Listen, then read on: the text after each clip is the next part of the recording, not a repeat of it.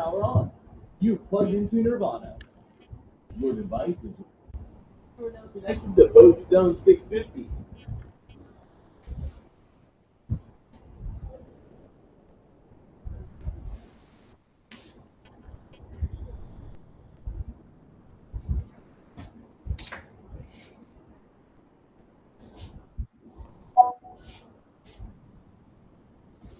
जी Mukesh Babu Gupta sir, नए class part 2 में स्वागत है सर आपका। नमस्ते सर। नमस्ते। दोबारा देख के दोबारा क्लास एक्सट्रैक्शन देख के बहुत अच्छा लग रहा है इतने दिन। सर मेरे दिन नहीं कटे, आप क्या बताओ, मेरे दिन नहीं कटे। रोजाना 8 बजे ये लगता था क्लास में। सर दो तो फीडबैक हैं। जी सर। सर जो S11 और S12 जो सर्वाइकल रीजन पे लगा के चक्कर रोकने वाला, सर दो केस और जो है मतलब उस पे प्रूव करे, जो मतलब दोनों के चक्कर रुक गए। Very good. और एक जो है प्रेगनेंसी के 1 महीने बाद से वो लेडी जो है लड़की, उसको चक्कर स्टार्ट हो गए 1 महीने बाद से और उल्टी। तो सर जो पहले A1 का स्ट्रेंथ दिया, मगर उससे उसको उसमें मिला दिया था मैंने उल्टी के लिए, जो आपने फार्मूला बताया था चक्कर और उल्टी के लिए, उससे तो हो गए। मगर जैसे उसको A1 का मैंने 30 करा तो सर उसके चक्कर जो है वो 70% कम हो गए हैं। उसको जो है लेटते ही जो है, क्योंकि 10th से रिजल्ट कम मिल रहे थे, मैंने जैसे उसे 30 करा उसको रिजल्ट जो है वो मिल गया उसको। बिल्कुल मिलेंगे सर, अगर स्ट्रेस जितना क्रॉनिक जाएगा डाइल्यूशन उतने नेगेटिव जाएंगे। ठीक है, ठीक है सर, ठीक है, थैंक यू सर। जी चलिए, सभी दोस्तों का स्वागत है। दोस्तों सारे लोगों को फिर से एक नई एनर्जी के साथ, नई ऊर्जा के साथ सभी का स्वागत करता हूं मैं। और सभी से उम्मीद करता हूं कि हमारी जो मेहनत हम लोग करते जा रहे हैं, बहुत हद तक मैं आपको बता रहा हूं, YouTube के माध्यम से जितने हमारे वीडियोस डले हैं, मेरे पास अभी इस 15 दिनों में कनाडा से, अमेरिका से, युगांडा से, सिंगापुर से, पाकिस्तान से, बांग्लादेश से, आपको बता नहीं सकता हूं मैं, 21 मतलब देशों से कई नेचुरोपैथिक, कई इलेक्ट्रोमोपैथिक फिजिशियन या इलेक्ट्रोमोपैथ के बारे में जानकारी रखने वाले लोगों का फोन कॉल आया और उन्होंने मुझे बताया कि हाई पोटेंसी के मेडिसिन का आप जो बता रहे हो, वाकई में बहुत अच्छे रिजल्ट आ रहे हैं। उनमें कई कनाडा के 3 डॉक्टर्स हैं जो होम्योपैथ एमडी हैं दोस्तों, जो पंजाब के रहने वाले और पंजाब से गए हुए हैं। उन लोगों ने प्रैक्टिकल भी आप रिजल्ट लिया है कि वाकई में बहुत ही ऑथेंटिक रिजल्ट टेबल प्रैक्टिस में देखने को मिले हैं। बहुत ब्रिलियंट रिजल्ट यहाँ पर मिले हैं और हम लोग उसको प्रूव कर रहे हैं, आप और मैं मिलकर प्रूव कर रहे हैं, इसलिए हम आगे बढ़ते जा रहे हैं साइंटिफिक वे में। कोई भी साइंस, कई लोग कहते हैं कि आप कंपाउंड रेमेडी के बारे में बता रहे हो, कंपाउंड रेमेडी को तो मेटी जी ने डिस्कार्ड कर दिया। अपनी जगह सही है दोस्तों, वो अपनी जगह बिल्कुल ट्रू है, लेकिन क्या कोई भी साइंस किसी चीज को प्रूफ नहीं कर सकता? क्या आप और मैं मिलकर उस साइंस को अडॉप्ट करके उसकी भी बारीकियां नहीं जान सकते? अगर नहीं जान सकते कोई बात नहीं, आप हटा दो उसको, जिसको नहीं करना है हटा दो उसको, लेकिन जो करना चाह रहा है ना, स्वागत है दोस्तों, करिए आप। ठीक है, करते जाइए और जब रिजल्ट आता जाएगा ना, जो लोग ये बोल रहे हैं वही लोग उसको अडॉप्ट करना शुरू कर दिए। ठीक है, वही अडॉप्ट करना शुरू कर दिए दोस्तों। हमने जो सीखा है, हमने जो पढ़ाई की है, हमें जो पढ़ाया गया कॉलेजेस में, इलेक्ट्रोमोपैथ कॉलेज में आज से 20 साल 28 साल पहले जो पढ़ाया गया, हम उसी को याद करके आगे बढ़ रहे हैं। जो नया साइंस है वो साइंस को हमें अडॉप्ट करने में थोड़ा समय लगेगा, वही समय हम भी ले रहे हैं। हमने जो किया उसके बारे में हमने निकाला, जानकारी लेकर आगे बढ़े। अब आप लोगों की बारी है, आप लोग बताइए किसमें फायदा है किसमें नहीं है, आप लोग बताइए। हमने हमारा काम कर दिया, कितना साल है दोस्तों, 50 का तो हो गया हूं मैं, है ना, 10-12 साल हो रहे मेरे पास, हो सकता है 1-2 साल ही हो, इसलिए वेरिएशन है, हम लोग बांट रहे हैं। डॉक्टर राम सुमन पांडे जी जो हमारे बहुत अच्छे मित्र हैं और उन्होंने IHRC में मुझे ऐड किया था, उनसे हमारी जब बात हुई थी तो आज ही मैंने ग्रुप में डाला था। बिहार में जो खान सर हैं, आप लोगों को याद हो दोस्तों, बहुत बढ़िया कोचिंग क्लास चलती है, उन्होंने एक बहुत ही ट्रू और जिम्मेदारी वाली बात की, हेड्सअप है, ऐसे टीचर को हेड्सअप है जो अपने सब्जेक्ट का ना होते हुए भी बता रहे हैं कि किसी भी साइंस में यदि झोला छाप नहीं होते तो आप मान के चलिएगा 60 से 70% जो है पब्लिक को सेव करके यही लोग रहे हैं। अगर ये लोगों को हटा दिया जाएगा तो देश की जो अर्थव्यवस्था खास तौर से मेडिकल फील्ड की है वो चरमरा जाएगी और यही लोग बचा के रखे हुए। ये टू द पॉइंट उन्होंने बोला, लेकिन हेड्स अप ऐसे व्यक्ति को जो इस बारीकी को देखकर चल रहे हैं, आप और मैं।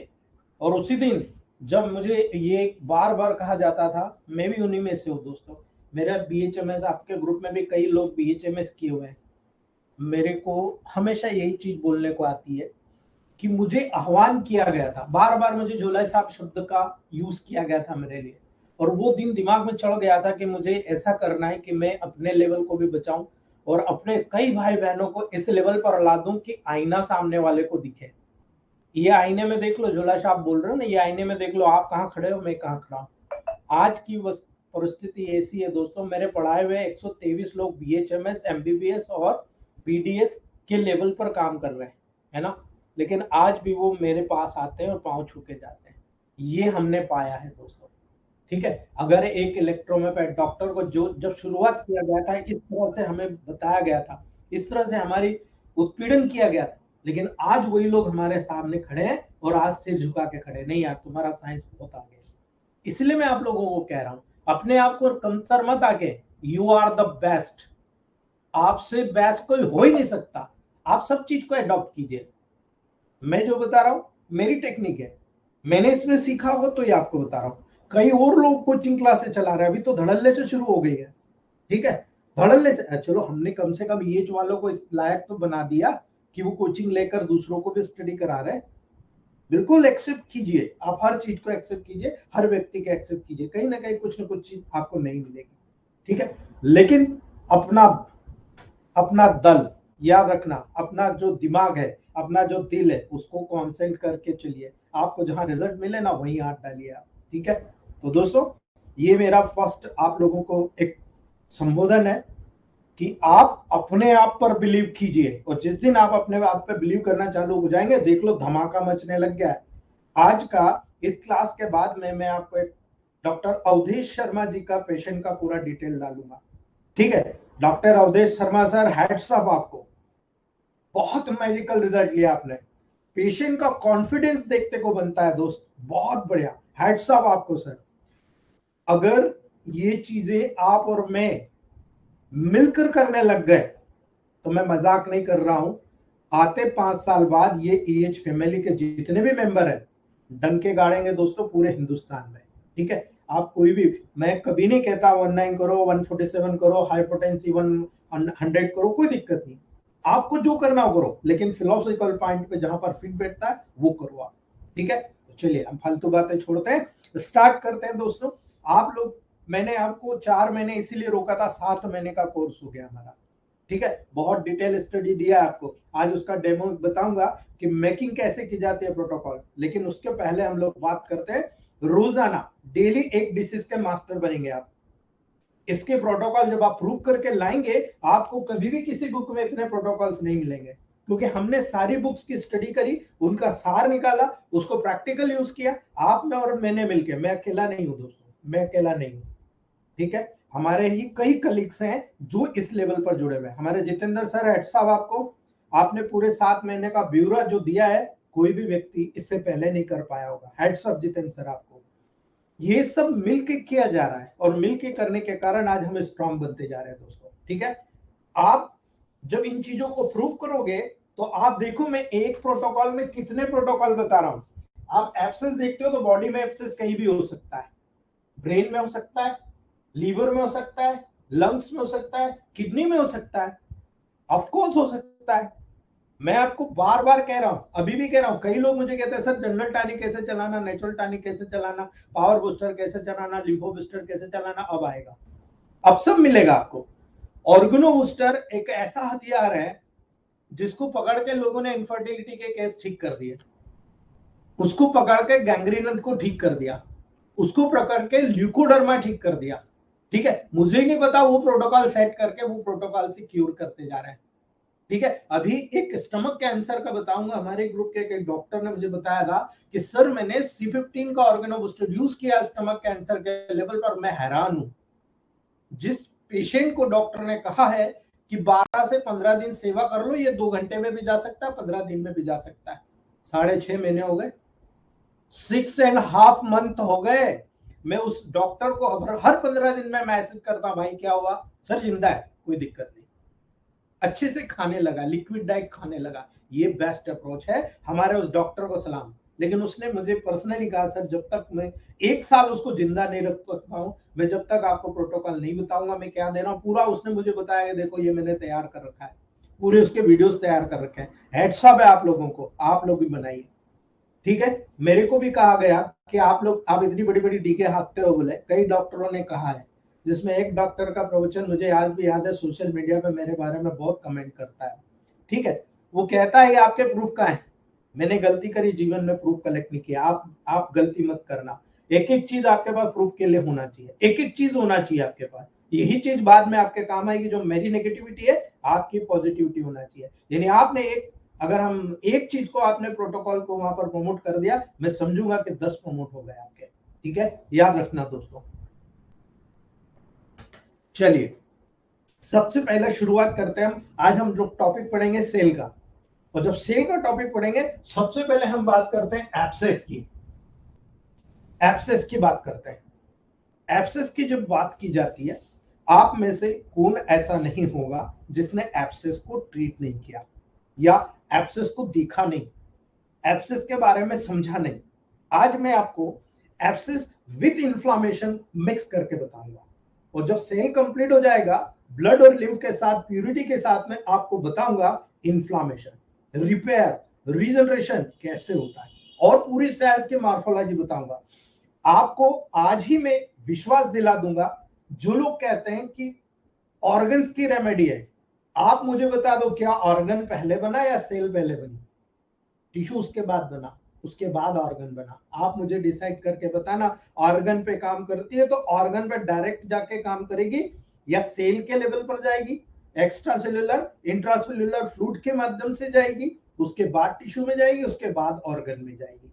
कैसे जाएगी आपसे पूछूंगा दोस्तों मैं। और आज यहां से कॉन्फिडेंट होके जाइएगा कि 1 घंटे के इस लेक्चर के अंदर आपने कितना दम भरा, कि आपको कितना नजर आया कि मैं कितने पानी में हूं। और इसलिए मैंने आपको कहा था आप 4 महीने रुकिए, उसके बाद जो चीजें आपको मिलेगी। हमारे जितने सीनियर डॉक्टर है, देखिए मुझे आज भी पीछा नहीं छोड़ रहे हैं, ठीक है। उम्मीद करूंगा आप लोग भी इसी लेवल पर आएंगे, ठीक है। याद रखना, एब्सेस एक टेंडर मास होता है। जब आप स्किन के ऊपर देखते हो तो एक उभार नुमा मास होता है। कई बार होता है उसका एक टिप पॉइंट होता है, जहां पस पॉइंट, पीला पीला पस पॉइंट आपको नजर आता है, बाकी हार्ड नजर आता है, ठीक है। याद रखो, कई बार आपको एकदम पिंकिश नजर आएगा, कई बार डीप रेड कलर का नजर आएगा, ठीक है। आप देखते हो बिल्कुल कलर्ड के रूप में, वहां पर अलग ही स्किन से डिफरेंशिएट होता है।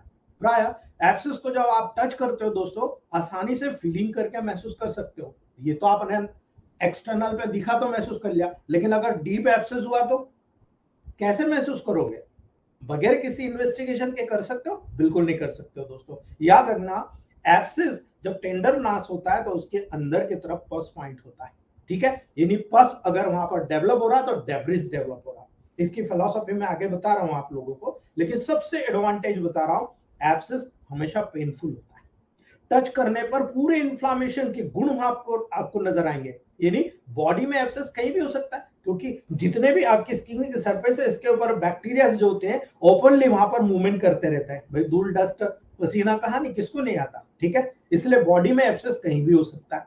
ज्यादातर जो होता है आपको आर्म पिट के लेवल पर, एक्सिलरी लेवल पर सबसे ज्यादा केस देखने को मिलेंगे, ठीक है। एनस के एरिया के चारों तरफ, वेजाना में आपको स्पेशल याद रखना है बर्थोलिन ग्लैंड एब्सेस, ठीक है। स्पाइन के बेसिस पर आपको नजर आएगा, जिसको बोलते हैं pilonidal abscess. I have cure more than 7 patient of pilonidal abscess. याद रखना दोस्तों, टूथ एब्सेस, दांत के चारों तरफ एब्सेस, ठीक है। डेंटल एब्सेस, ग्रोइन में एब्सेस हो जाते हैं कई बार, ठीक है। हेयर फॉलिकल्स के चारों तरफ आप देखते हो इन्फ्लामेशन होने पर भी एक बिल्कुल वहां पर आपको एब्सेस का निर्माण होते हुए नजर आता है, जिसको आप बोलते हैं बॉयल्स या फ्रुंकल्स, ठीक है।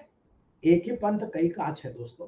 आपको टेंशन लेने की जरूरत नहीं है, आपको ये समझने की जरूरत है एब्सेस होता क्यों है, और अगर एब्सेस डेवलप हो रहा तो उसको आप कैसे वहां पर क्लासिफाई करते हो। तो दोस्तों, जब एब्सेस के बारे में डिटेल बताने की बात आती है तो इन्फ्लामेशन की प्रोसेस मर्ज करना पड़ती है। जब कभी स्किन के ऊपर आप एक पॉइंट्स को देखते हो दोस्तों, ये आपकी स्किन है, आपने देखा यहाँ पर इस प्रकार से एक उभार डेवलप हो गया, और उभार के सेंटर पॉइंट में आपको ऐसा लग रहा है यहाँ पर एक हल्का हल्का पॉस पॉइंट मटेरियल है, अंदर बिल्कुल लिक्विड जैसा, सेमी सॉलिड जैसा, फिर धीरे धीरे आपको याद रखना है जब एब्सेस अर्ली स्टेज में डेवलप हो रहा हार्ड नहीं था, है ना, हार्ड नहीं था। हार्ड हुआ क्यों?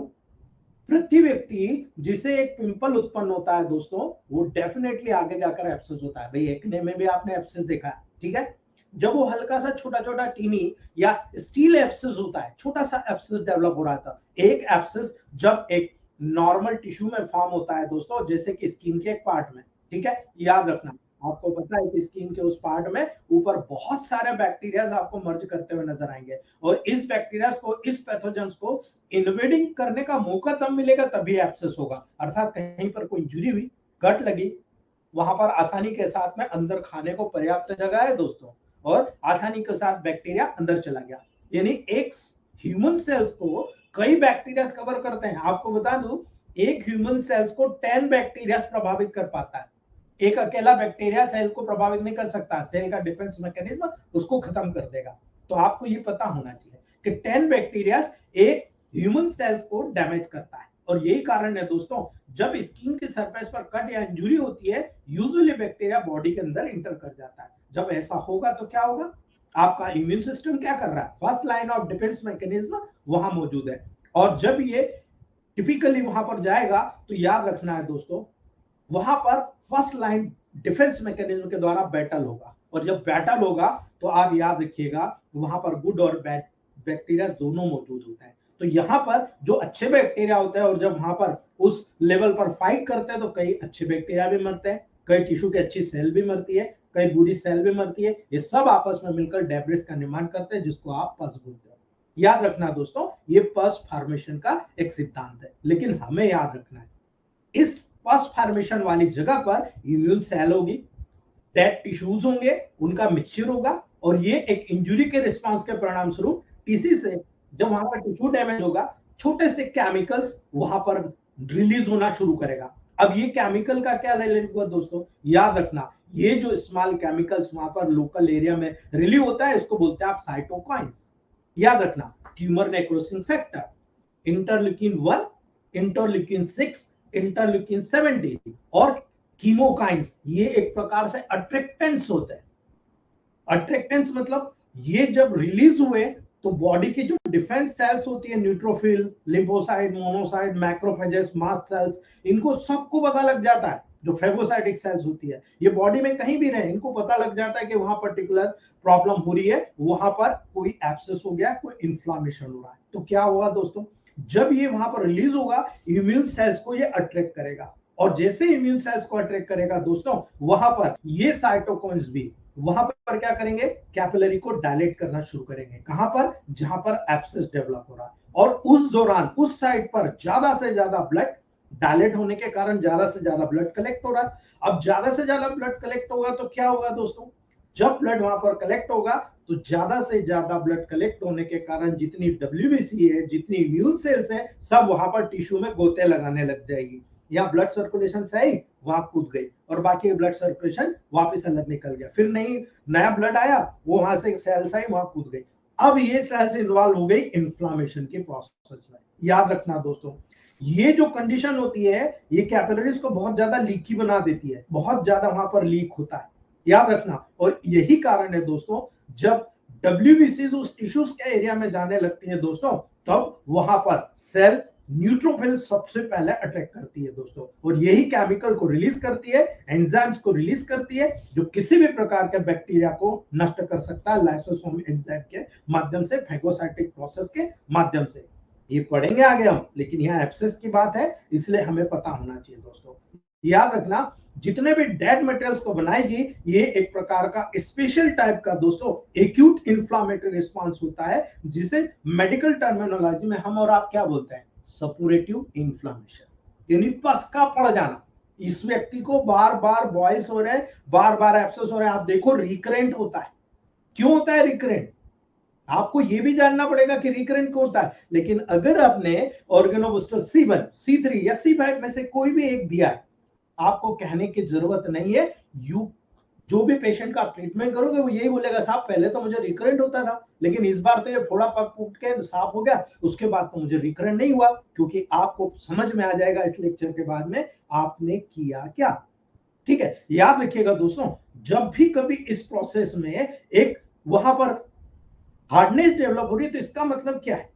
जब वहां पर प्रोसेस में पस क्रिएट हो रहा है दोस्तों, तो ये एक लिक्विफिकेटिव नेक्रोसिस होता है। नेक्रोसिस इन द सेंस वहां पर पर्टिकुलर ब्लड सप्लाई नहीं जाएगी, क्योंकि पस पॉइंट डेड टिश्यू हो गया, वहां ब्लड सप्लाई नहीं जा रही है। ठीक है, डेड टिश्यू है तो नेक्रोस हो गया, यानी वो बिल्कुल लिक्विफाई हो जाता है। और इस एरिया में डेड टिश्यू लिक्विफाइड होकर, लिक्विड होकर वहां से बहने लगता है। एब्सेस में क्या होता है? वो पूरा एरिया ड्रेन करने लगता है। तो याद रखना दोस्तों, जब यहां पर इम्यून सेल्स भी डेड हो जाएगी तो वो भी, इसका याद रखना दोस्तों, एक पार्ट हो जाती है। यानी वो इम्यून सेल्स जो डेड हुई वो भी एक पार्ट के रूप में यहाँ पर शामिल हो जाती है। और इसी डेब्रिस में हेल्दी टिश्यूज के साथ वो मिक्स हो जाती है, और हेल्दी टिश्यू के साथ मिक्स होकर वहां से पास आउट होने लगती है दोस्तों। यही कारण है मोर इम्यून सेल्स, ज्यादा से ज्यादा इम्यून सेल्स बॉडी को लगता है मुझे बचाना है इस पार्ट को, ज्यादा से ज्यादा इम्यून सेल्स को वहां पर राउंड अप करना शुरू करता है। और इसीलिए पस के अराउंड, याद रखना ये चीज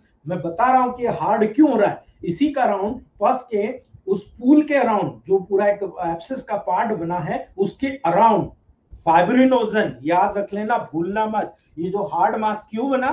फाइब्रिनोजन मास का वहां पर कलेक्शन हो जाता है। ठीक है, और जब फाइब्रिनोजन का कलेक्शन हो जाएगा तो आपको याद रखना फाइब्रिनोजन क्या है।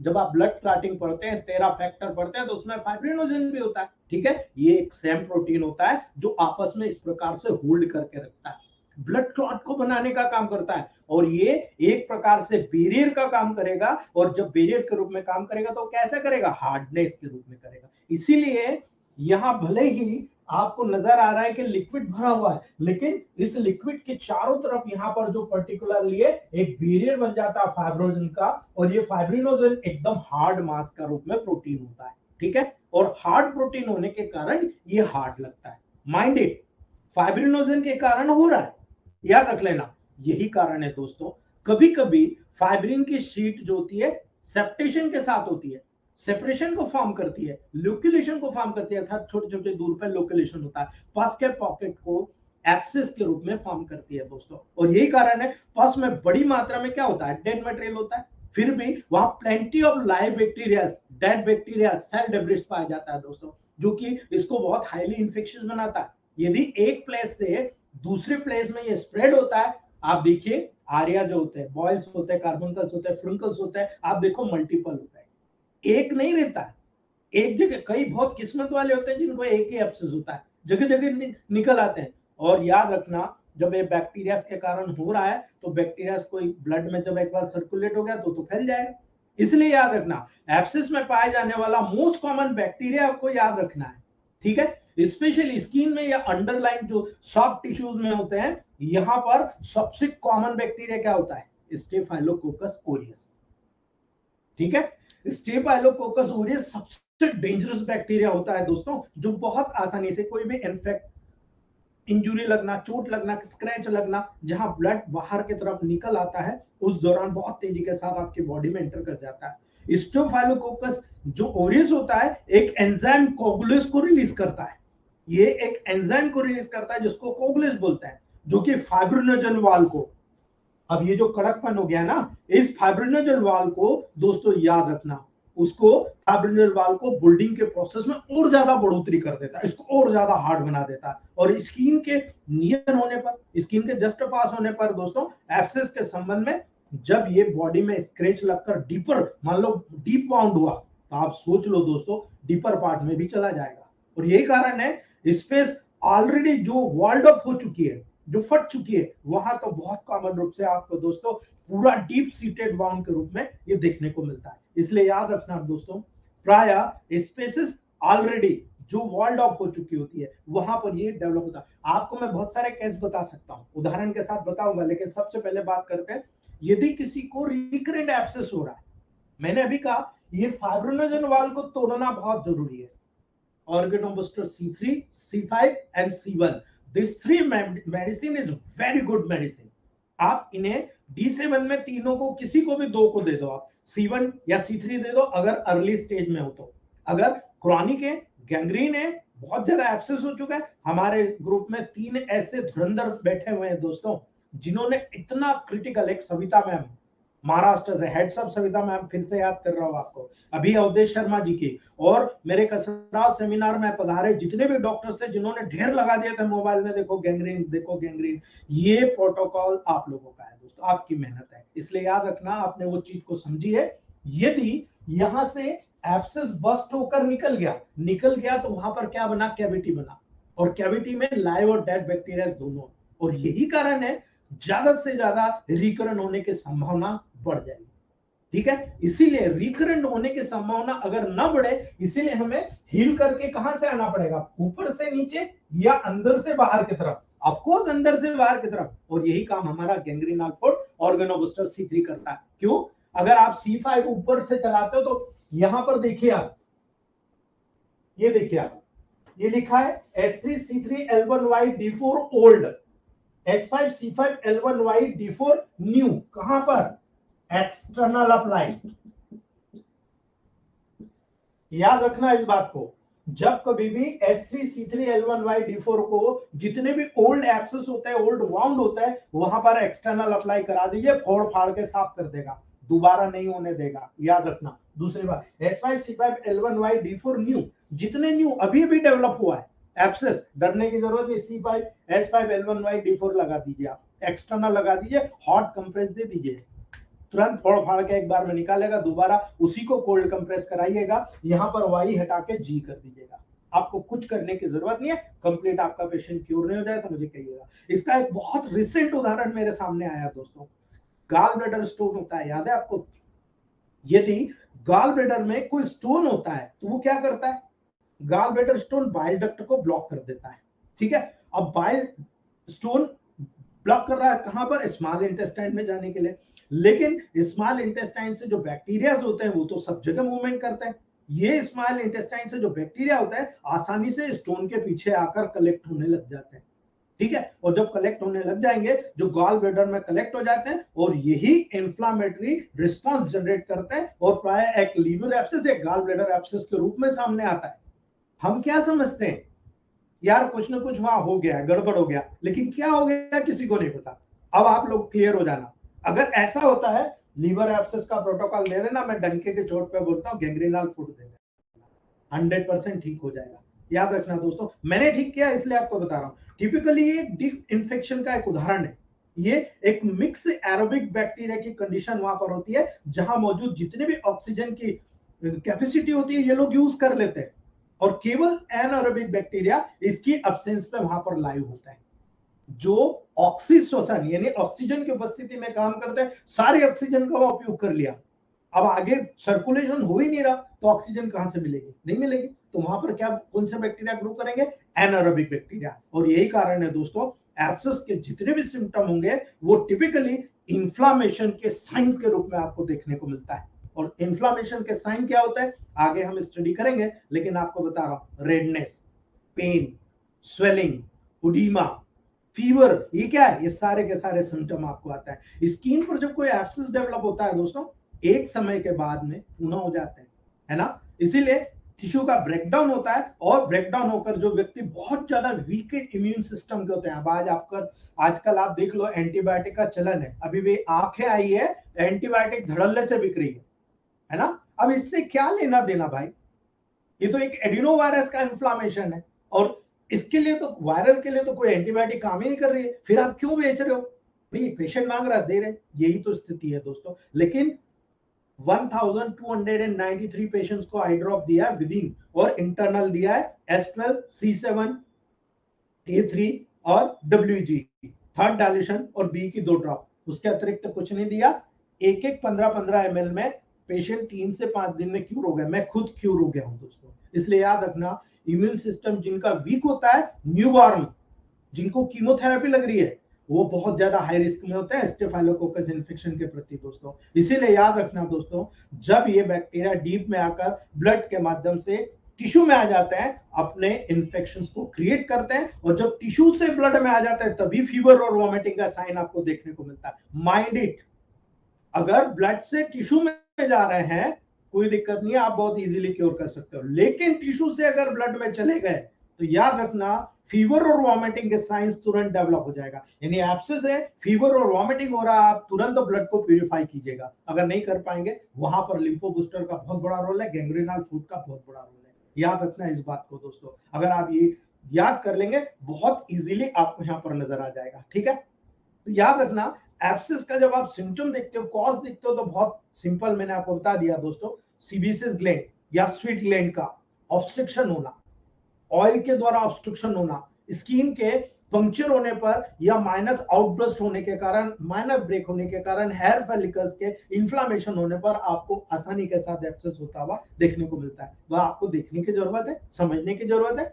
किसी भी प्रकार का कोई जर्म होता है, स्किन के अंदर हो या स्किन के बाहर हो, जाएगा तो बाहर से, है ना, या इंटरनली खाने के इससे जाएगा। तो याद रखना हमारी बॉडी का जो डिफेंस सिस्टम होता है बहुत ज्यादा एक्टिव हो जाता है दोस्तों, और इन जितने भी बैक्टीरिया होता है इनको किल करने की कोशिश करता है, और इसी के कारण एक इन्फ्लामेटरी रिस्पॉन्स डेवलप होता है, और उसी के परिणाम स्वरूप ये जितनी भी प्रोसेस मैंने बताई वो इन्फ्लामेटरी रिस्पॉन्स के अनुरूप वहां पर डेवलप होती है। आप बहुत सारे केसेस देखेंगे, अभी मॉडर्न साइंस में स्टीरॉइड का बहुत बड़ा चलन है, क्रॉनिक स्टीरॉइड थेरेपी।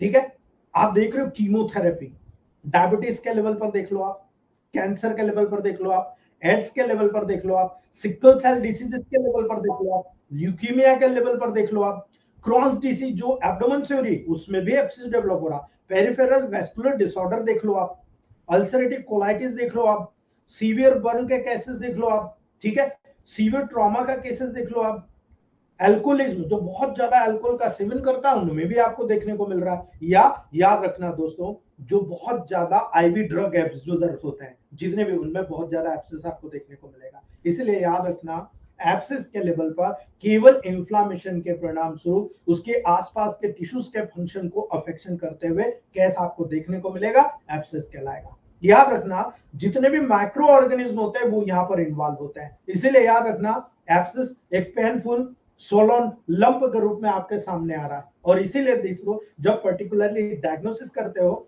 तो यहां पर आपको याद रखना है डायग्नोसिस आपको दो तरह से करना है, एक स्किन के लेवल पर होगा, सुपरफिशियल होगा, आप क्या करोगे फील कर लोगे, आप फ्लक्चुएशन देख लो, इधर दबाओ उधर चला गया, इधर दबाओ, आप महसूस कर लिया नहीं यार एब्सेस है, ठीक है। लेकिन अगर डीप एब्सेस हुआ तो ये एब्सेस हुए तो क्या करोगे, सीधा USG, CT scan, MRI, intravenous imaging, contrast test, ये सब आपको कराना पड़ेगा, उसके बाद ही आप निर्णय ले पाएंगे कि मुझे करना क्या है ना। यहाँ पर मॉडर्न साइंस को सोचने की जरूरत है, आप और मैं इतने एडवांस हो चुके हैं हम नहीं सोचते, आपको सोचने की जरूरत नहीं है। C5 का 1000 जी को स्मेल करा दीजिए, बस गायब होने लग जाएगा, सूखने लग जाएगा। अरे मैंने क्या बता दिया, कई लोग घबरा जाएंगे, ठीक है। याद रखना दोस्तों जब कई लोग इंसिजन करते हैं, कई लोग ड्रेन कराते हैं, ठीक है, आप देखिए एम्प्टी कैविटी होगी, री इन्फेक्शन के चांसेस बढ़ जाएंगे, ठीक है। वहां पर लॉन्ग नीडल डालकर सक करके खींच लिया जाता है, ठीक है, फिर भी हो जाता है, सर्जरी कराते हैं उसके बाद दूसरी जगह हो जाता है। लेकिन होम्योपैथ, आयुर्वेद और इलेक्ट्रोमोपैथ, तीन चीजों को मैं ऐसा मानता हूं दोस्तों जिसके कोई भी केस आज तक मेरे सामने रिकरेंट नहीं आया दोस्तों। मैं अपनी बात नहीं करता हूं, हमारे ग्रुप के काफी मेंबर्स हैं जो इस लेवल पर काम कर रहे हैं, मेरे से भी आगे बढ़कर काम कर रहे हैं, वो ये कहते हैं वाकई में यार पाटीदार मजा आ गया, बोले ये पेशेंट 1.5 साल पहले आया था, आज तक इसको एब्सेस रिटर्न नहीं हुआ, इसके पहले हर 3 महीने में एंटीबायोटिक इंजेक्शन लगवाने आता था, आज ये कंडीशन है दोबारा रिटर्न नहीं हुआ। इसलिए याद रखना दोस्तों स्किन पर जब भी पिंपल्स हो, रेडनेस हो, पेनफुल कंडीशन हो, फर्स्ट डिस्चार्ज हो, वहां पर बहुत टेंडरनेस हो, स्वेलिंग हो, लिम्फ नोड्स का एनलार्जमेंट हो, आप इस एब्सेस के प्रोटोकॉल पे जाइएगा, ठीक है। कोई विशेष टेस्ट नहीं है, आप ब्लड कल्चर कराएंगे तो भी आपके लिए कोई काम की नहीं, क्योंकि आप एंटीबायोटिक नहीं देंगे, आप केवल इलेक्ट्रोमोपैथ रेमेडी पे बिलीव करिए, अपने आप पे बिलीव करिए। प्रोटोकॉल कैसे बनाया, आइए प्रोटोकॉल बनाना सीखते हैं। सबसे पहले एब्सिस की बात की हमने, भूलने की जरूरत नहीं है। गैंग्रीनॉल 4 D7, ऑर्गेनोबूस्टर C3 D7, wonderful remedy है। सबसे आंख मीच के भी अगर प्रोटोकॉल दोगे तो 100% क्यूर हो जाएगा। लेकिन कास्ट पे जाइए, ये आपने स्ट्रक्चर को अंदर से फिल करने की पूरी तैयारी कर दी, लेकिन पस को जो हार्डनेस है, ये फाइब्रिनोजन बना हुआ है, इसको फोड़ना बहुत जरूरी है। C4G D5 याद रख लेना। C4G D5 एक ऐसा अस्त्र है जिसको देने से तुरंत वो बॉयल पक के फूट जाएगा विद इन 2 days। ग्लोबल्स में दीजिए 5-5 ग्लोबल्स दिन में 6 बार, 6 टाइम, कई बार तो 4 बार देने के बाद ही पक के रात को सुबह फूट जाता, पता ही नहीं चलता कब फूट गया। ठीक है, याद रखना, पहले फाइब्रिनोजन को वीक करके फोड़ने की जरूरत है। C4G दे दीजिए। दूसरे, ये दो प्रोटोकॉल बहुत मैजिक है। आप जाइए C11 S5 C5 A2 L1 G, ठीक है, आप फंक्शन और स्ट्रक्चर दोनों ठीक कर रहे हो, लेकिन L1 A2 का प्रयोग कर रहे हो दोस्तों। ठीक है, अल्टरनेट L2B, है ना। आपने अगर ये प्रोटोकॉल चला दिया D5 या D7, अगर आप ये दे रहे हो, ये फंक्शन ठीक कर रहा है, ये फंक्शन काम कर रहा है, ये स्ट्रक्चर काम कर रहा है। यदि आपने ये दो प्रोटोकॉल दे दिए तो तीसरे देने की जरूरत नहीं है। केवल इन एक्सटर्नल में से आप एक सिलेक्ट कीजिएगा, ओल्ड क्या है, न्यू क्या है। और P1 C1 A1 L1 B second dilution, P1 C1 A1 L1 B second dilution. ये एक ऐसा डायल्यूशन है दोस्तों, आप अगर देख रहे हो तो इसमें P1 भी है, ऑक्सीजन कैरिंग कैपेसिटी बढ़ा देगा, है ना, हीलिंग कैपेसिटी बढ़ा देगा। C1 A1 ब्लड सर्कुलेशन बढ़ा देगा, L1 और B गंदगी को निकाल देगा, ब्लड सर्कुलेशन को तेज करके जो फेगोसाइटोसिस की प्रोसेस होती है उसको स्ट्रांग बना देगा। आपने यहां पर फोड़ दिया और फेगोसाइटोसिस के प्रोसेस को बहुत तेजी के साथ स्टिमुलेट कर दिया, यू कैन क्यूर इट। आप आसानी के साथ एब्सेस को क्यूर कर जाएंगे। उम्मीद करूंगा ये प्रोटोकॉल समझ में आ गए होंगे। सिंपल एब्सेस के लेवल पर है, लेकिन ये स्पेसिफिक है। लेकिन पुराने समय में हमारे गुरुओं के द्वारा भी दिया गया था, A2C5G को D5 बना लो, ठीक है, A2C5G को D5 बना लो, P2L1 के 2-2 ड्रॉप डाल दो, ऑल एब्सेस ड्रॉप के नाम से उन्हें हमको दिया था। लेकिन ये साइंटिफिकली प्रूवन है और ये आप समझदार हो। ठीक है, याद रखना दोस्तों। अब बात करते हैं हम कुछ स्पेशल इंपैक्ट की। जब आपके पास टेबल प्रैक्टिस होती है तो टेबल प्रैक्टिस में बहुत सारी चीजें देखी जाती है। अगर इन एब्सेसेस की बात की जाए तो ये एब्सेसेस भी बहुत इंपॉर्टेंट है दोस्तों। यदि आप ब्रेन एब्सेस को देख रहे हो, मैं कहता हूं आपकी दांत सड़ी हुई है ना, बार बार आपका थ्रोट में इंफेक्शन हो रहा है ना, तो भी आपको आगे न पीछे ब्रेन एब्सेस होने वाला है। क्यों? क्योंकि जितने बैक्टीरियल इंफेक्शन स्टेफाइलोकोकस ऑरियस के लेवल पर है वो डीपली सीटेड होगा और यहां से ब्लड में चला जाएगा, तभी फीवर और वोमिटिंग होता है, तभी साइन आता है ब्रेन ट्यूमर का। याद रखना, ब्रेन एब्सेस के। ब्रेन एब्सेस स्पेशली दोस्तों एक प्रकार से जितने भी इन्फेक्टेड मटेरियल होता है ना, उनके कलेक्शन के द्वारा कास्ट होता है। इसीलिए याद रखना, ये कंटिन्यूअसली ओकर होने वाले, बार बार उत्पन्न होने वाले जितने भी बैक्टीरिया होते हैं, फंगाई होते हैं, जो ब्रेन के अंदर चले जाते हैं, ब्लड सर्कुलेशन के माध्यम से जाते हैं, ब्लड ब्रेन बैरियर को क्रॉस करे जाते हैं। बहुत बड़ी बात है, ब्लड ब्रेन बैरियर एक ऐसा मंच है कि कोई भी चीज अंदर ऐसे नहीं जाती है। याद रखना, हमारी कोई भी मेडिसिन को वर्बन ऐड कर दो, मैंने बताया भी है वर्बन में, वर्बन ऐड कर दो अंदर चली जाएगी। इसलिए याद रखना दोस्तों, जो कभी कोई भी इन्फेक्टेड मटेरियल ब्रेन में चला गया, स्वेलिंग हो, इरिटेशन हो, इन्फ्लामेशन डेवलप हो जाएगा। और यही कारण है जो लोकल कोई भी इन्फेक्शन जो ब्रेन के अंदर हो रही, यानी ईयर इन्फेक्शन, डेंटल एब्सेस, आपका पेरानेजल साइनस साइनोसाइटिस, बार बार आपको सर्दी रहती है ना, आपके मैस्टोइड सेल्स यानी मम्स के लेवल पर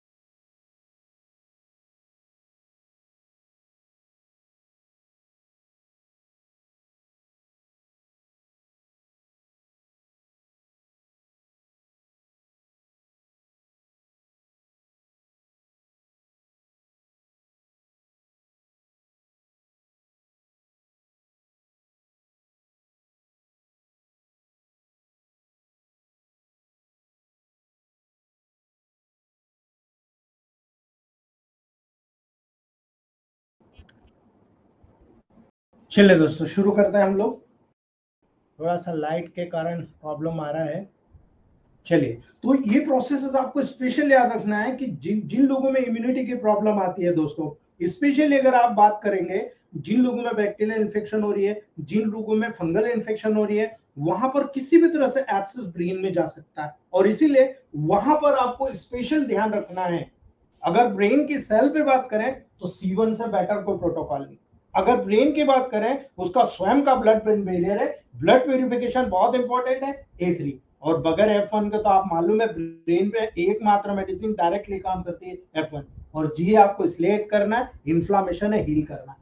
ये प्रोटोकॉल D5 या 30 डायल्यूशन, यदि अभी अभी स्टेज में D5, लेकिन अगर लेटर स्टेज में हो 30 डायल्यूशन, न्यूट्रल डायल्यूशन, दोनों न्यूट्रल डायल्यूशन है, आप देकर देखिएगा बहुत तेजी के साथ ब्रेन एब्सेस रिकवर होता है दोस्तों।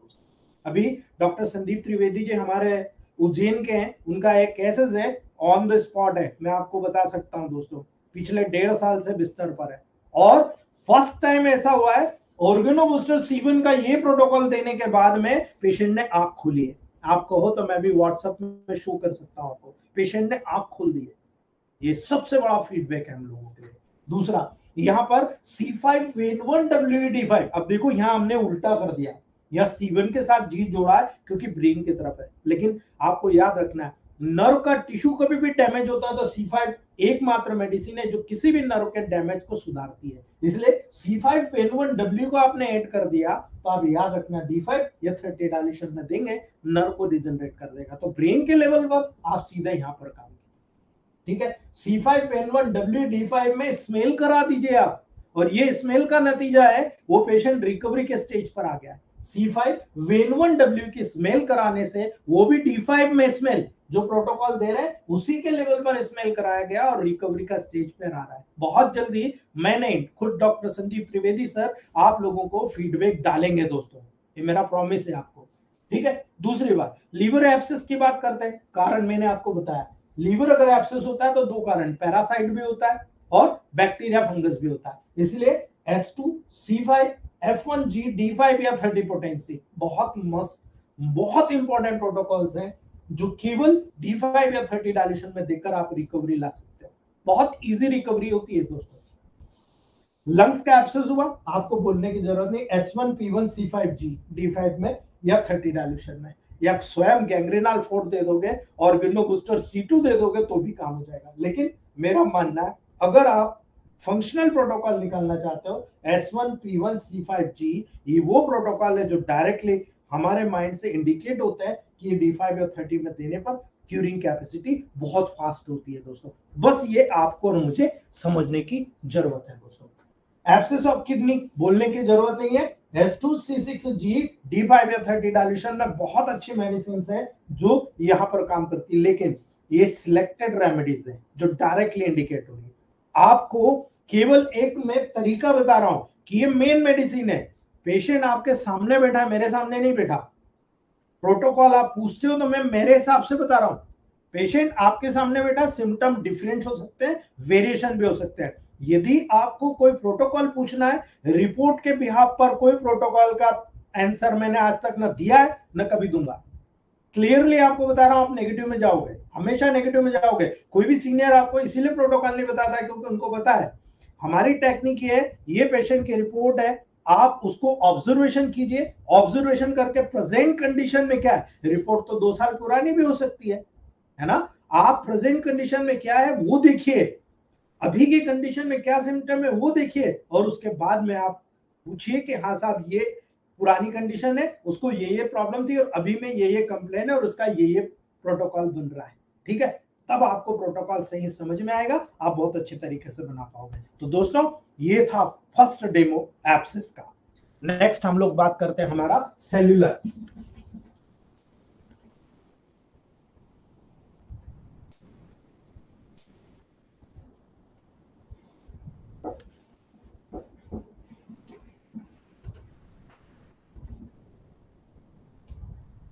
चलिए, पहला क्वेश्चन मैंने रखा था आपसे, ठीक है, और पहला क्वेश्चन में मैंने आपको कहा था कि यहां पर अगर आपको मैं 2 डेली मैंने प्रॉमिस किया आपसे, जितने दिन की क्लास होगी एक प्रोटोकॉल रोज बताऊंगा बनाना आपको।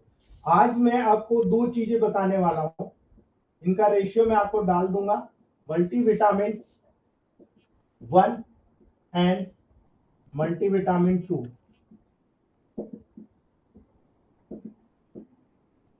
ये दो प्रोटोकॉल है ना।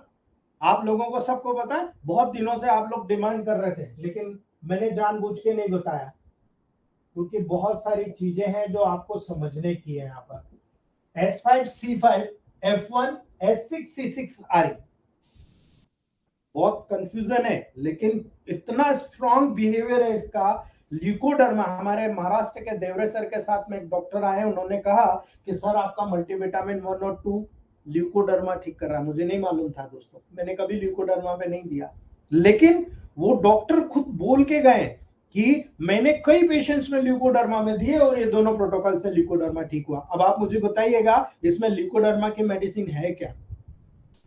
सिंथेसिस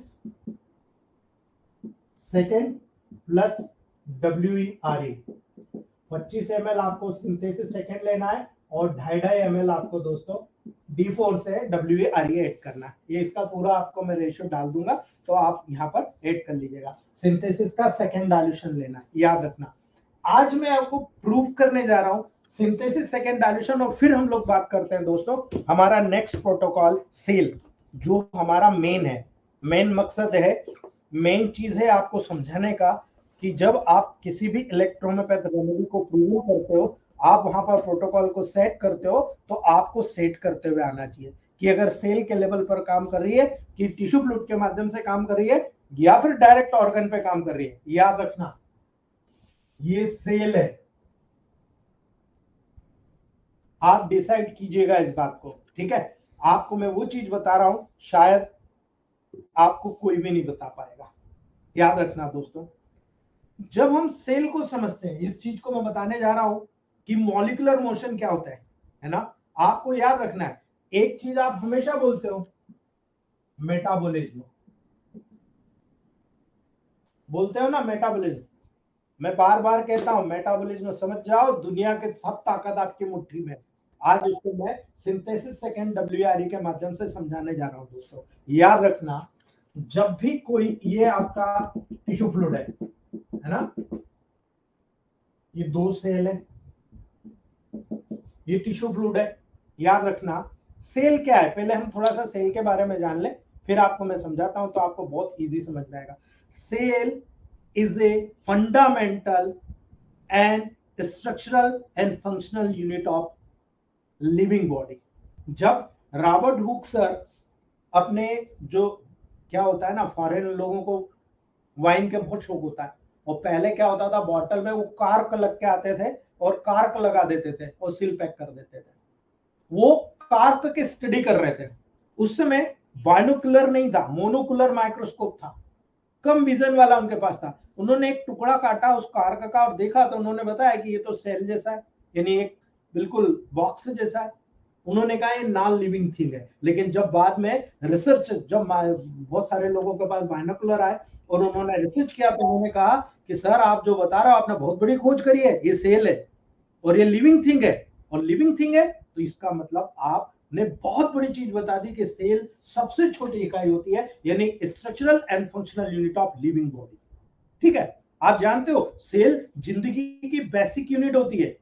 सभी लिविंग ऑर्गेनिज्म में, एनिमल्स में, याद रखना ब्लॉक्स की बनी होती है, यानी ये ब्लॉक्स। सबसे पहले जब मकान बनाते हो तो क्या जोड़ते हो, ईंट ही जोड़ते हो ना। ईंट को लगा रहे हो तो ये ईंट ही सेल है, और यही सेल। इसीलिए मैंने कहा था आपको कि आप मुझे बताइए ऑर्गन पे डायरेक्ट जाएगा या सेल पे पहले जाएगा मेडिसिन? सबसे पहले जाएगा इस फ्लूइड के माध्यम से सेल के अंदर। इसको बोलते हैं मॉलिक्यूलर मोशन। ठीक है, और यही कारण है, याद रखना, सेल्स ऐसे कई ब्लॉक से बनी होती है और प्रत्येक सिंगल सेल्स में लाइफ की एक स्पेशलिटी पाई जाती है।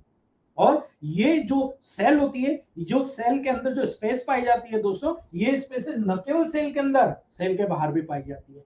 और इसीलिए याद रखना, सेल के अंदर और सेल के बाहर, तो जो सेल के बाहर पाई जाती है एक्स्ट्रा सेल्यूलर स्पेस कहलाती है, उसमें जो फ्लूइड होता है एक्स्ट्रा सेल्यूलर फ्लूइड होता है। वो जो सेल के अंदर होती है इंट्रासेल्यूलर फ्लूइड होता है, इंटरसेल्यूलर स्पेस पाई जाती है। याद रखना दोस्तों, जब कभी भी आप इस कंडीशन में जो स्पेसेस को डिवाइड करते हैं, यही वो स्पेसेस का माध्यम होता है जिसके माध्यम से आप कोई भी मेडिसिन दे रहे हो, कोई भी चीज आप खा रहे हो, उसी के सेल के माध्यम से अंदर जाएगी, उसी सेल के माध्यम से बाहर आएगी। That is the metabolic process. इसी को तो आप बोल रहे हो कैटाबोलिज्म, एनाबोलिज्म। ठीक है, अगर आपने इस मॉल्यूशन को समझा तो आपको यह समझना है आप हेल्दी स्टेट में हो कैसे पता लगाओगे। आपकी सेल अंदर ले रही है यानी एनाबोलिक प्रोसेस कर रही है, बाहर निकाल रही है यानी कैटाबोलिक प्रोसेस कर रही है। इसी एनाबोलिक और कैटाबोलिक प्रोसेस के माध्यम से यदि ये सेल एक नॉर्मल फंक्शन कर रही है अर्थात आप नॉर्मल स्टेट में हो, लेकिन यदि इस एक्स्ट्रा सेल्यूलर फ्लूइड और इंटरसेल्यूलर फ्लूइड के बीच में मॉलिक्यूलर मोशन में एब्सेंस हो गया, मॉलिक्यूलर मोशंस में परिवर्तन हो गया, एंजाइम्स की एक्टिविटी में परिवर्तन हो गया, क्या होगा? अब मान के चलिए आपकी एनाबोलिक और कैटाबोलिक प्रोसेस डिस्टर्ब हो गई। डिस्टर्ब हो गई तो क्या होगा? यदि मान लो यहां पर न्यूट्रिशन और ऑक्सीजन अंदर जा रही है, तभी तो सेल के अंदर मेटाबॉलिज्म हो रहा है ना? अब सेल के अंदर मेटाबॉलिज्म हो गया, खूब हो गया, लेकिन यहां से कार्बन डाइऑक्साइड ही बाहर नहीं जा रहा, वेस्टेज मटेरियल ही बाहर नहीं जा रहा, वहीं कलेक्ट हो गया। क्या होगा? सेल क्या होगा? डिसीज होगी ना। और जब सेल डिसीज होगी तो क्या होगा? सेल डिसीज होगी तो सेल तो बंच के रूप में, जब सेल डिसीज हुई तो बंच भी डिसीज हुआ।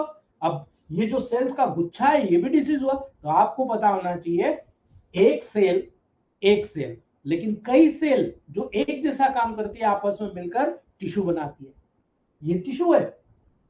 तो पहले सेल प्रभावित, टिश्यू प्रभावित, ऐसे कई टिश्यूज, कई एक जैसे मिलते जुलते काम करने वाले टिश्यूज आपस में मिलकर एक ऑर्गन को बनाते हैं। करेक्ट? अब आप डिसाइड कीजिए कि सेल पे पहले काम होगा या ऑर्गन पे पहले होगा, एक्स्ट्रा सेल्यूलर फ्लूइड में होगा या इंटरसेल्यूलर फ्लूइड में होगा। यही कारण है हमारे एज के डॉक्टर फेल हो रहे थे। लेकिन आज यहां से जाने के बाद जिस समय आप बैठ कर प्रैक्टिस करेंगे, मेरा मानना है आपसे बेस्ट प्रोटोकॉल कोई नहीं बना पाएगा, क्योंकि आपको फिनोमेना समझ में आ गया कि यहाँ पर जितनी भी इंटरस्टेशियल स्पेस होती है यानी टिश्यूज में सेल्स के बीच में पाए जाने वाली स्पेस को इंटरस्टिशियल स्पेस कहते हैं। इन टिश्यू के बीच में भी स्पेस पाई जाती है जिसको इंटरस्टिशियल स्पेस कहते हैं। उन्हीं स्पेसेस से न्यूट्रिशन का अंदर और बाहर जाना होता है, मॉलिक्यूलर मोशन होता है। कोई भी चीज अगर सेल के अंदर आ रही है, यहां पर आई तो एक ही जगह नहीं रहेगी, यहां से यहां गई, यहां से यहां गई, यहां से यहां गई, यहां से यहां गई, यहां से बाहर निकल गई। ये मॉलिक्यूलर मोशन होता है और यही मॉलिक्यूलर मोशन कंटिन्यू होता है। आप मुझे बताओ सिंथेसिस, सेकेंड डायलेशन और WRE को क्या समझते हो आप? याद रखना, बहुत बड़ी चीज बता रहा हूं आपको दोस्तों।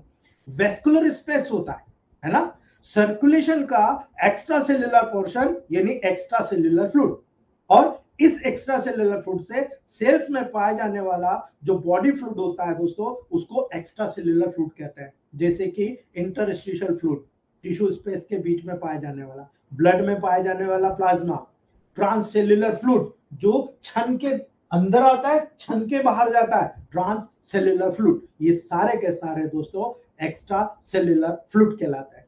अब आप मुझे बताइए, जब कभी भी आपने न्यूट्रिशन खाया, आपने खाना खाया, खाना खाने के बाद एडॉप्ट हुआ, एडॉप्ट होने के बाद में स्टमक में आया, स्टमक से आगे की तरफ आया, इंटेस्टाइन ने उसको ऑब्जर्व किया, ऑब्जर्व करने के बाद में वो कहां गया? लीवर में गया। लीवर में मेटाबॉलिक प्रोसेस हुई, कार्बोहाइड्रेट, प्रोटीन, फैट से एनर्जी का लेवल आया। यही एनर्जी का लेवल सेल में भी आ रहा है ना? वही एनर्जी का लेवल सेल में भी आ रहा है। सेल में भी लोकल मेटाबॉलिक प्रोसेस हो रही है। अपनी जिंदगी को जीने के लिए सेल भी वहां हाथ पांव चला रहा है। यही मेटाबॉलिक प्रोसेस आपको लीवर में भी देखने को मिल रही है, ये भी सेल में भी देखने को मिल रही है। इसीलिए याद रखना, सेल्स के लेवल पर जब मेटाबॉलिक प्रोसेस डिस्टर्ब होगा तभी आप डिसीज्ड होंगे। इसलिए याद रखना, जब भी न्यूट्रिटिव मटेरियल आपने खाया, यहां से न्यूट्रिशन आया, इस टिश्यू फ्लूइड में आएगा, इस ब्लड के माध्यम से, और इस टिश्यू फ्लूइड से ये न्यूट्रिशन और ऑक्सीजन अंदर आ रहा है। अगर सही अंदर आ रहा है, सही न्यूट्रिशन आपने प्रोवाइड करा, इसलिए तो कहते हो आप लोग कि भाई हेल्दी डाइट खाओ, तला गला नहीं खाना, ये नहीं खाना, आपको इतना खाना है, इतना नहीं खाना, CKD का पेशेंट है, इतना पानी चाहिए, इससे ज्यादा नहीं चाहिए। ये क्यों हो रहा है? बिकॉज सेल का फंक्शन गड़बड़ हो रहा है, सेल का मेटाबॉलिक प्रोसेस गड़बड़ हो रहा है। यदि सेल के अंदर प्रॉपरली एनर्जी मिलती रही, ऑक्सीजन कैरिंग कैपेसिटी आती रही, आपका हेल्दी स्टेट मेंटेन रहेगा। तो जब हेल्दी स्टेट मेंटेन रहेगा तो यहाँ पर सारे फंक्शंस मोटिवेट होते रहेंगे। इसलिए बॉडी में कहीं पर भी इंटरस्टिशियल स्पेस आ जाओ, क्या केवल एक सिस्टम में? आप देखो डाइजेस्टिव सिस्टम है, डाइजेस्टिव सिस्टम में ये पूरी प्रोसेस हो रही, लेकिन रेस्पिरेटरी सिस्टम भी है, कार्डियोवैस्कुलर सिस्टम भी है, ये तो अलग अलग सिस्टम है। अलग अलग सिस्टम है तो अलग अलग ऑर्गन है। क्या एक ही प्रकार के सेल से बने? बिल्कुल नहीं। हर काम के अनुसार हर सिस्टम का, हर ऑर्गन का, हर टिश्यू का, हर सेल का अपना एक क्वालिटी है।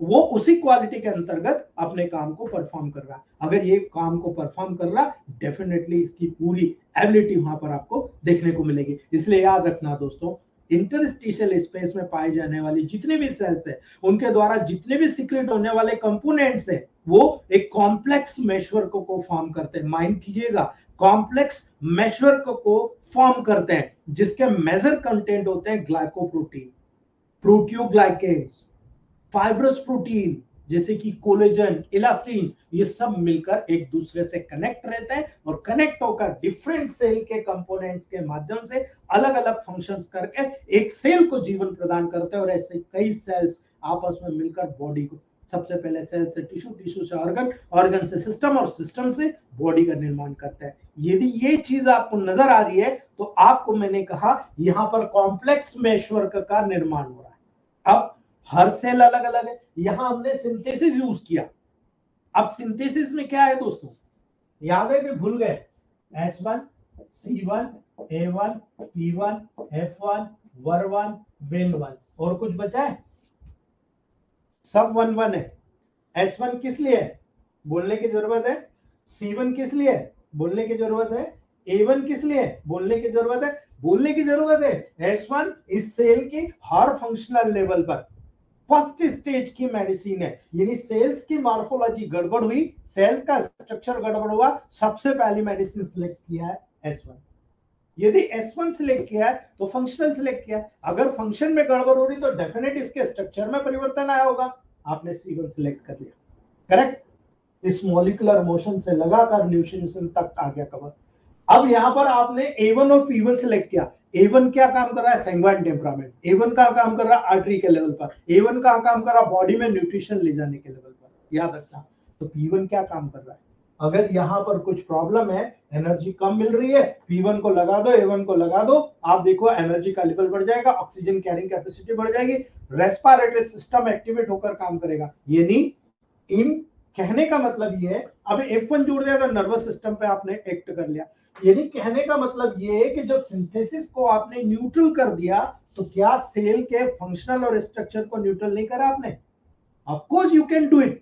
अगर आपने इस मॉलिक्यूलर मोशन को synthesis second dilution WRE add किया, है ना? सिंथेसिस सेकंड से ही काम हो रहा था, लेकिन हमने कई बार देखा कि यहां पर जितना भी न्यूट्रिशन है, भाई कई ऐसी जगह होती है जहां न्यूट्रिशन जरूरत होता है लेकिन वो न्यूट्रिशन पहुंच नहीं पाता, है ना? अब सिंथेसिस को सेकंड दे दिया हमने, W ऐड कर दिया, ये तो सीधा ब्रेन की तरफ चला गया, है ना? ये सीधा ब्रेन की तरफ चला गया। लेकिन अगर हमने RE ऐड कर दिया ना, इक्वल 2.5 ml ने, आप मान के चलो ये बहुत समय से काम किया गया है दोस्तों। 12 साल से हम इसको काम कर रहे हैं। अभी आपके ग्रुप के विजय मोरे सर और आदरणीय डॉक्टर कीर्ति भूषण सर, ये आ रहा है मेरे यहाँ सैटरडे संडे। इनको बताऊंगा कि 2012 की मेरी डायरी आप देखिए और ग्रुप में बताइए कि कब से काम किया गया। हमारे आदरणीय राकेश संतनानी सर आए थे, आदरणीय राकेश भारद्वाज जी आए थे, गुरु सर आए थे, हमारे संजीत सर आए थे। इन सब लोगों ने देखा है कि ये चीजें कोई आज से काम नहीं कर रहा है। 12 साल से हम लोगों ने इस पे काम कर रहे हैं और ये चीज आज हमने निकाली है कि यार ये ऐसे काम कर रहा है। ठीक है, तो आप जो सिंथेसिस WRE को दे रहे हो, तो अगर हमने केवल W डाल दिया तो ब्रेन की तरफ जा रहा, लेकिन यही सिंथेसिस सेकंड W को प्रूव किया है डॉक्टर यश बैरासे सर ने, भोपाल के हैं। जिस पेशेंट को 7 दिन से कंटिन्यू कफ आ रहा था, खतरनाक कफ आ रहा था, इसी को स्मेल करा दिया। 1.5 घंटे क्लिनिक पे बैठा, देयर इज नो कफ। ठीक है, बिल्कुल कफ नहीं आया। ये क्या है? ये मैजिक है और ये मैजिक हमने सीखा है दोस्तों। हम किसी को नहीं बोलते हैं, हमारी फैमिली ने सीखा है, हमने मिलकर सीखा है। हमने पूरे सेंट्रल नर्वस सिस्टम की स्टडी किया है दोस्तों, 22 साल से स्टडी कर रहा हूं मैं, आज भी कर रहा हूं। और जब उनकी स्टडी किया, उनके केमिकल्स की स्टडी किया, तरह तरह के प्रैक्टिकल करने लगे। अब तो आप लोग साथ दे रहे हो मेरा, तब तक मैं अकेला ही पगला था। अब तो कई लोग यहाँ पर जेन्युइनली हमारा साथ दे रहे, कंधे से कंधे मिलाकर चल रहे। प्रेमवीर सैनी जी को देख लो आप, ठीक है। इसलिए याद रखना दोस्तों, जब हमने आरी मिलाया, ऐसे बॉडी की कोई भी लेवल नहीं, आरी क्या है, स्टिमुलेंट है। जहां पर बी के माध्यम से भी सर्कुलेशन नहीं होता, आरी वहां पर भी ब्लड को पहुंचा देता है। यानी ऐसे कोने कानी का टेबल हमारी बॉडी के अंदर मौजूद है, जहां न्यूट्रिशन नहीं पहुंचता, वहां पर भी आरी न्यूट्रिशन पहुंचा रहा है, स्टिमुलेशन कर रहा है तेजी से।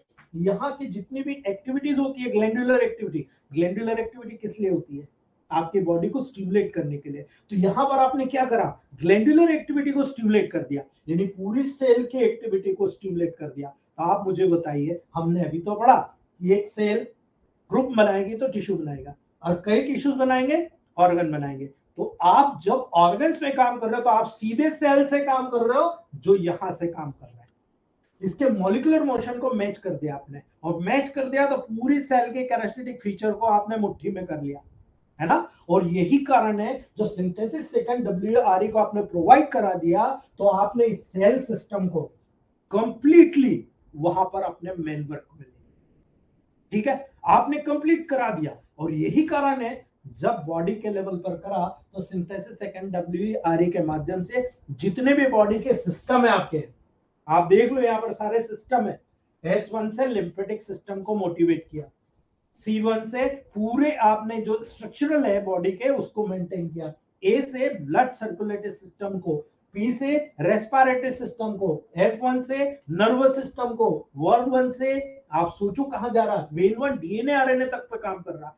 आप सोच लो, आपने जितने भी 1 यहाँ पर L1, हम भूल गए L1, ठीक है, L1 आपकी बॉडी के जितने भी लिम्फ का लेवल है, ब्लड का लेवल है, लिम्फ बनने के बाद में लिम्फ का सर्कुलेशन होने तक का मिडिल मैन का काम है L1। तो आप सोचो, आपने सेल्स की पूरी इस एबिलिटी को, मॉलिक्यूलर मोशन को बैलेंस कर दिया। अब बचता है यहाँ पर, अगर आपको न्यूट्रिशन नहीं मिलेगा तो क्या होगा। यहां पर आपने ये सब बैलेंस कर दिया, ये काम करने लग गए, लेकिन न्यूट्रिशन आ रहा है क्या, है ना। तो हमने इसका नाम क्या दिया है, मल्टीविटामिन 1 एंड मल्टीविटामिन 2, ठीक है। मल्टीविटामिन 2 का काम आपने समझ लिया, लेकिन मल्टीविटामिन 1 का काम समझा आपने। मल्टीविटामिन 1 S5C5F1 बताओ कहां काम कर रहा है, फटाफट बोलो। लीवर पे काम कर रहा है, लीवर के फंक्शन स्ट्रक्चर को आपने नर्वस सिस्टम से जोड़ दिया। दूसरा S6C6RE काम कर रहा है, आपने क्या कर दिया। याद रखना, इस चीज को समझने के लिए इंडोक्राइनोलॉजी का 3rd सेम आपको फोर्थ सेम अटेंड करने की जरूरत है। वहां पर बताऊंगा किडनी के लेवल, हमारे सीनियर है जो भी 4th सेम पढ़ रहे हैं उनको पता है, जितने भी किडनी के लेवल पर अगर आपने ग्लूकोकॉर्टिकॉइड मिनरलोकॉर्टिकॉइड का काम सुना है, आप इस फंक्शन को उठा लीजिएगा, दिमाग में दौड़ा लीजिएगा, इन मेडिसिन की स्टडी कर लीजिएगा, और मुझे बताइएगा मैंने क्यों कहा मल्टीविटामिन 1। आपकी बॉडी में जितने भी मल्टीविटामिन होते हैं, लीवर और किडनी, ये दो ही चीज होती है जो एक बना रहा है और रीअब्सॉर्ब करा रहा है या बाहर निकाल रहा है। याद रखना, जितने भी मल्टीविटामिन होते हैं उनकी हाफ लाइफ होती है, यानी कोई 10 मिनट काम कर रहा, कोई 5 मिनट कर रहा, कोई आधा घंटा कर रहा, कोई 1 घंटा कर रहा, उसके बाद कोई काम नहीं, वो बाहर निकल जाएगा, डिग्रेडेड हो जाएगा लीवर में, याद रखना। लेकिन किडनी ग्लूकोकॉर्टिकॉइड और मिनरलोकॉर्टिकॉइड लाइफ सेविंग और लाइफ प्रोटेक्टिव हार्मोन को बनाने का काम करता है, यानी आपके बॉडी में स्ट्रेंथ, स्टेमिना देने का काम करता है। आपकी बॉडी को एंजाइटी, डिप्रेशन, जितने भी तमाम जितने भी कंडीशंस होती है जो आपकी बॉडी को वीक करती है, उन कंडीशन को दूर करने का काम करता है। इसीलिए मल्टीविटामिन 2 का नाम दिया गया है। ये पूरी बॉडी को स्ट्राइक करके काम कराता है, बिल्कुल हेल्दी स्टेट में लेकर काम कराता है। आपका लीवर और किडनी अगर आपने हेल्दी कर ली तो एक ही चीज बचता है, GIT, गैस्ट्रो इंटेस्टाइनल ट्रैक्ट, जो आपने इससे कवर कर लिया। इसीलिए मल्टीविटामिन 2 नाम दिया गया है, जो आपकी पूरी बॉडी में न्यूट्रिशन को बनाना, यूज कराना, एब्जॉर्प्शन कराना, बॉडी में पहुंचाकर सेल्यूलर मोशन कराकर मेटाबॉलिक प्रोसेस कराना, सारा काम आपको यहाँ पर देखने को मिल रहा है, ठीक है। याद रखना दोस्तों, ये तो एक डेमो है, अभी मजा आने वाला है। याद रखिए, सेल आप मुझे बताइए, आपकी बॉडी की सबसे बड़ी सेल कौन सी, आपके बॉडी की सबसे छोटी सेल कौन सी, ठीक है। आप लोगों को ये जानना पड़ेगा दोस्तों। ओवम और स्पर्म। ओवम आपकी बॉडी की सबसे बड़ी सेल है, स्पर्म आपकी बॉडी की सबसे छोटी सेल है। याद रख लेना, ओवम और स्पर्म, ओवम बॉडी की सबसे बड़ी सेल, स्पर्म बॉडी की सबसे छोटी सेल। ठीक है, जब इन दोनों का मिलना होता है तभी जायगोट बनता है। ठीक है, यानी ये 23 दोनों मिलाकर 46 क्रोमोसोम बनते हैं और एक नई सेल का निर्माण होता है। याद रख लेना, स्पीसीज जब बढ़ती है, एक सेल ओवम जिसमें हैप्लॉइड नंबर में स्पर्म होते हैं, मतलब जीन्स होते हैं, स्पर्म हैप्लॉइड नंबर में 23 क्रोमोसोम होते हैं, दोनों 23 मिलकर 46 क्रोमोसोम करके एक सेल बनाती है दोस्तों, जो अपनी पीढ़ी के जेनेटिक एनवायरनमेंट को अगली पीढ़ी में ट्रांसफर करने का काम करती है। इसलिए ये सारी प्रोसेसेस आपको पता होना चाहिए। यही कारण है, इन्हीं सेल का फंक्शन जब आगे आप बढ़ाएंगे तो आपको पूर्ण रूप से यूटिलाइजेशन करते आना चाहिए कि हाँ, हमने जेनेटिक चीज को आगे बढ़ाई है, हमको उसके बारे में पता तो। बॉडी में प्रत्येक सेल को न्यूट्रिशन और ऑक्सीजन की आवश्यकता होती है, हमने प्रूव किया अभी, है ना। प्रत्येक सेल को न्यूट्रिशन और ऑक्सीजन की आवश्यकता होती है अपनी स्वयं की एनर्जी को प्रोड्यूस करने के लिए, ग्रोथ करने के लिए, रिपेयर करने के लिए, और अपनी डेली की डे टू डे एक्टिविटी के लिए जितनी भी आवश्यक एनर्जी है उसको वहां पर डेवलप करने के लिए। यही नहीं दोस्तों, इस परिणाम स्वरूप जितनी भी मेटाबॉलिक प्रोसेस डेवलप होती है, उस मेटाबॉलिक प्रोसेस के कारण कुछ मेटाबॉलिक वेस्ट भी बनते हैं, कार्बन डाइऑक्साइड भी बनता है, उनको भी बाहर निकालना पड़ता है। ठीक है, ये जो लेवल होता है इस मीडियम को मेंटेन करता है जो एनवायरनमेंट में और उसके सर्वाइवल के लिए बहुत आवश्यक होता है। ये नहीं, आप प्रकृति में, कई लोग ऐसे बोलते हैं देखो यार साहब मौसम चेंज हो रहा है, अभी देखो बरसात और ठंड ठंड आने वाली, अभी देखो ना अस्थमा वाले, एलर्जी वाले ढेर लग जाएंगे आपको। ये क्या है? इसका मतलब आपकी बॉडी का ये मैकेनिज्म डिस्टर्ब है।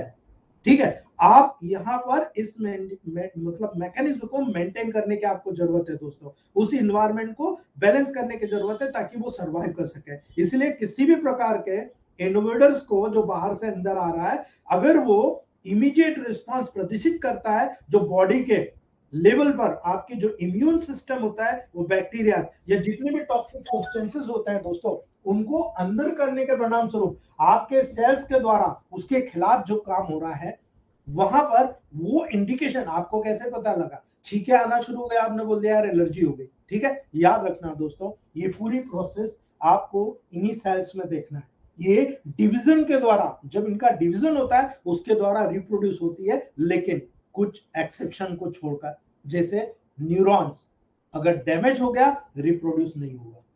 याद रखना, रिप्रोड्यूस नहीं होगा। इसीलिए रीजनरेशन और रिपेयर क्या होता है, इस सेल्स के बाद में वही बताऊंगा कि रीजनरेशन, नेक्रोसिस, रिपेयर क्या होता है, इन्फ्लामेशन क्या होता है, हम इसको कैसे अडॉप्ट करेंगे, ये सारी चीज मैं आपको यहाँ 1 बाय 1 बताऊंगा। तो दोस्तों, आज का इंट्रोडक्टिव पीरियड था, आज हम यही समाप्त करते हैं। आप लोगों के क्वेश्चन है, जिन लोगों को क्वेश्चन पूछना है आप लोग पूछ सकते हो दोस्तों। उम्मीद करूंगा आप लोगों को समझ में आया होगा। कल है एक नया चैप्टर लेकर हम शुरू करेंगे दोस्तों।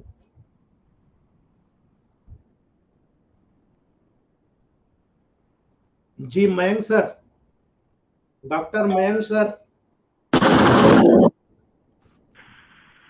मयंक सर,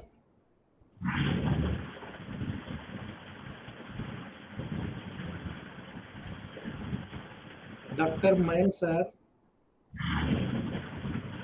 जी doctor R Sujata ma'am, R Sujata ji. Sir मेरे माँ को का टिप्स में एप्स आ रही हैं सर, इसके लिए एप्स कहाँ पर मैडम? फिंगर उंगली का साइड से, ठीक है, क्या हाँ, इसको एप्सिस का ड्रॉप्स दे सकता है सर? 100% आप ऑर्गेनोबस्टर C3 और C5 चला दीजिए, गैंग्रेनल फॉर D7 और C3 100% 7 डेज बाद बताइएगा। Okay sir, thank you sir.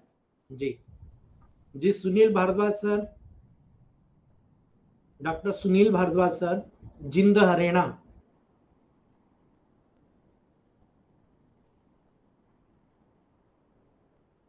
Doctor 1468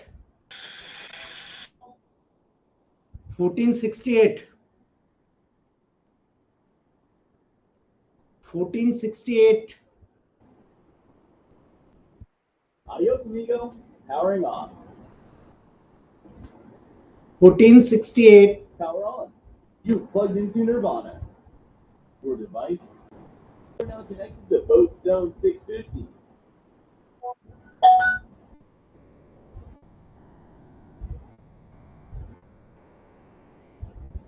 Swapan Khan sir, Swapan Khan sir, Khan sir, Jayant Brahma Bhatt sir, Jayant Brahma Bhatt sir, क्या बात है यार, साउंड ही नहीं आ रहा है। Powering on.